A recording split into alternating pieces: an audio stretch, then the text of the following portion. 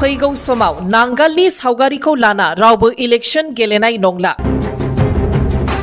अनागत दिनत आरो इयात नांगলৰ ছবি লৈ পেলাই ইলেকশন খেলিবলৈ আৰু কোনো মানুহ ওলাই নাহিব।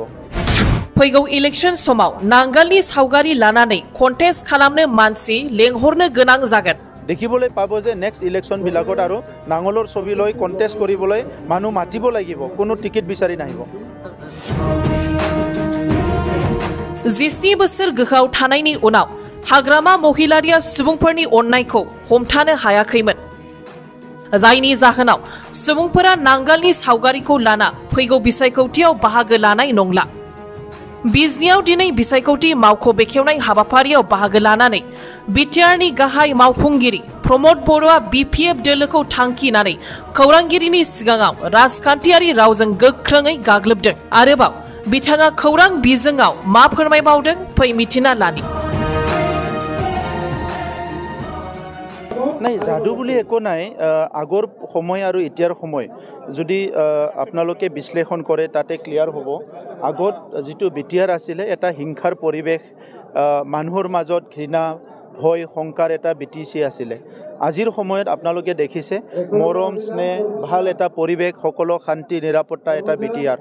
আৰু আগতে উন্নয়নৰ নামত ৰাইজক ঠগ প্ৰবঞ্চনা কৰা, সমাজ নেতৃত্ব দিয়াৰ নামত দমন নীতি চলোৱা, অগণতান্ত্ৰিক কাৰ্যকলাপ এইবিলাক পৰিৱেশ আছিলে। গতিকে আজিৰ সময়ত প্ৰধানমন্ত্ৰী নৰেন্দ্ৰ মোদী ডাঙৰীয়াই ভাৰতবৰ্ষখন ইমান ভালকৈ তেখেতে নেতৃত্ব দি আছে, অসমৰ মুখ্যমন্ত্ৰী ডাঙৰীয়াই অসমখন ইমান সুন্দৰকৈ নেতৃত্ব দি আছে, সকলো ৰাইজৰ মন জয় কৰিব পাৰিছে। আৰু আমিও এই ক্ষুদ্ৰ কাউন্সিল চৰকাৰখন UPPL BJP মিলি সকলো ৰাইজৰ লগত মিলি একেলগে কাম কৰি আছোঁ। আৰু যিবিলাক স্বাধীনতাৰ 70 বছৰৰ পৰা সমাধান হোৱা নাছিলে সেই সমস্যাবিলাক সমাধান কৰাৰ কাৰণে আগবাঢ়ি আছোঁ। মাটি বাৰীৰ সমস্যা, শিক্ষাৰ সমস্যা, বিভিন্ন সমস্যাবিলাক আজি এই পৰিৱেশটো দেখি পাই পেলাই সকলো দেখিছে যে অনাগত দিনত আৰু ইয়াত নাঙলৰ ছবি লৈ পেলাই ইলেকশ্যন খেলিবলৈ আৰু কোনো মানুহ ওলাই নাহিব। কাৰণ চবেই দেখিছে যে ইয়াত নাঙলৰ মানুহবিলাকে আগতে যিটো ভুল কৰিলে, হাগ্ৰামা মহিলাৰী ডাঙৰীয়াক 17 বছৰ বিটিআৰ অঞ্চলৰ মানুহে মৰম দিছিলে, সেই মৰম এই সন্মানটো তেখেতে জয় কৰিব নোৱাৰিলে, সেইটো ধৰি ৰাখিব নোৱাৰিলে। যাৰ কাৰণে আজি সেই দুৰ্নীতি ভ্ৰষ্টাচাৰ মানুহে আজি ভাবিবই নোৱাৰে, মানে ভাবিলে দুখ লাগে চবৰ। এইকাৰণে আজি ইমান সুন্দৰ এটা পৰিৱেশ আহিছে।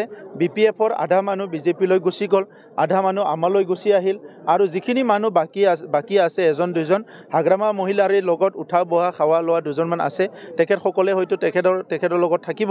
কিন্তু দেখিবলৈ পাব যে নেক্সট ইলেকশ্যনবিলাকত আৰু নাঙলৰ ছবি লৈ কণ্টেষ্ট কৰিবলৈ মানুহ মাতিব লাগিব, কোনো টিকেট বিচাৰি নাহিব।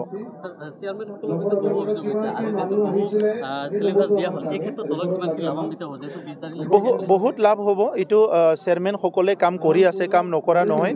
চেয়াৰমেনসকলে কাম নকৰিলে, তেখেতসকলে সকলো মিলি কাম নকৰিলে আজি 3টা বছৰত 2 লাখলৈকে PMYৰ ঘৰ আমি নিৰ্মাণ কৰাটো সম্ভৱ নহ'লেহেঁতেন। আজি বহুতখিনি MGNৰেগাৰ কাম হৈছে, আজি ৰেচন কাৰ্ডৰ পৰা আদি কৰি বিভিন্ন কামত তেখেতসকলে সহায় কৰিছে। কিন্তু কথা হৈছে কি, বিটিআৰ অঞ্চলটো আমাৰ দশকৰ পৰা দশক ধৰি আমি পিছ পৰি আছিলোঁ। প্ৰধানমন্ত্ৰী নৰেন্দ্ৰ মোদী ডাঙৰীয়াই এই অমৃতকালত ভাৰতবৰ্ষখন বিশ্বগুৰু হিচাপে নিৰ্মাণ কৰিব বিচাৰিছে, অসমৰ মুখ্যমন্ত্ৰী ডাঙৰীয়াও উন্নত অসম গঢ়িব বিচাৰিছে। এইখিনি সময়ত আমি পিছ পৰি থাকিব নোৱাৰোঁ। আমি পিছ পৰি থাকিব নোৱাৰোঁ কাৰণে আজি আমি সব শ্ৰেণীৰ মানুহৰ লগত কথা পাতিছোঁ, চেয়াৰমেনসকলৰ লগতো কথা পাতিছোঁ, আৰু অনাগত দিনত তেখেতসকলক আৰু ষ্ট্ৰেংথেন কৰি পেলাই সমাজৰ কাম কৰাৰ যিটো স্পীড এইটো আৰু ডাবল ট্ৰিপল কৰাৰ কাৰণে আমি চেষ্টা কৰিম।